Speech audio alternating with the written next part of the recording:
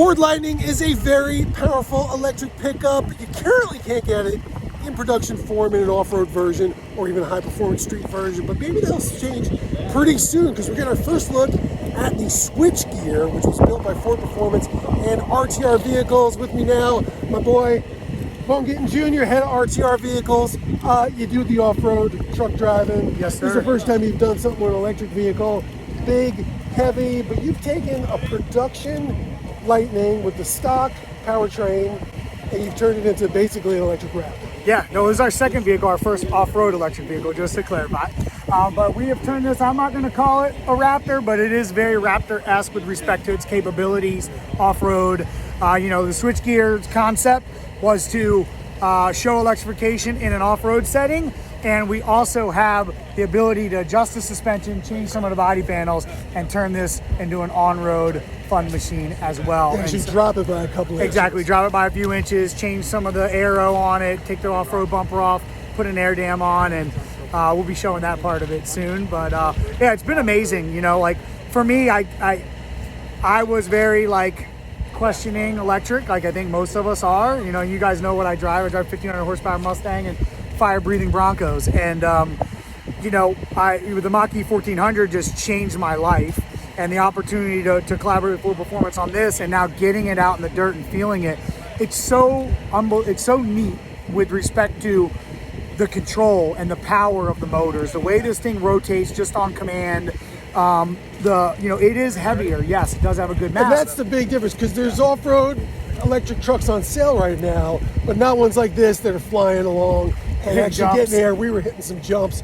So how do you deal with that extra weight? Because this is, almost a ton more than a Raptor. Yeah, well, with respect to the weight, it's really interesting because a lot of things people don't talk about is the low center of gravity. So it changes all the vehicle dynamics as you know them. Like when this truck, it rotates really nice because the weight is low and the grip is so good. It just has so much grip when you stand on the throttle. It drives out hard. So we did not do anything to the chassis other than the parts that we made, the upper control arms, lower control arms, and the rear fabricate arm.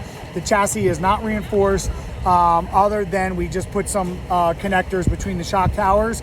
But the frame is factory, it carries that battery from the factory. It's a great structure and we've not seen any issues with it.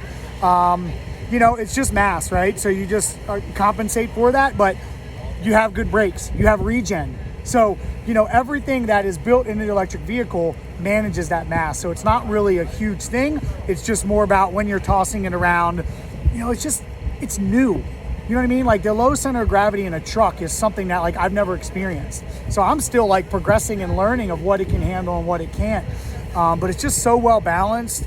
And do you miss the noise? Because in this you hear the dirt and the rocks because the motors don't make any sound. You're used to those King of the Hammers trucks that you can hear from 20 miles away. So of course I love the sound of a V8, but I also respect change and the difference. You know what I mean? So it is cool hearing the rocks pinging off everything and the dirt flinging up and the motors whining a bit. So it's not a V8, it's just different. And that's the thing about electric. It's just a different experience, but I'm smiling the whole time. There's a demo, proof of concept. Ford hasn't confirmed they're going to make anything like this, but could somebody go out and basically build this? Yeah, basically the things that we did, aside from all the in-house, custom body work and all of that, is very similar to what you would see anyone doing to their Raptor, that's going further, right? Fabricated arms, billet uppers, fabricated rear parts. This is an independent rear suspension, so we stuck with that where, Raptor's obviously stick axle. So yes, these are potentially purchasable upgrades into the future for somebody that wanted to do this, just like, any other upgrade. Possibly some upgrades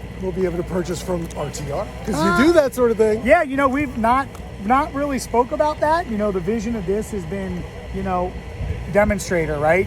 Think outside the box, no rules, do whatever you want, and let's go and prove out chassis and prove out suspension capability with this configuration. So I haven't even thought about, honestly, making parts, but we'll have to think about that a bit more.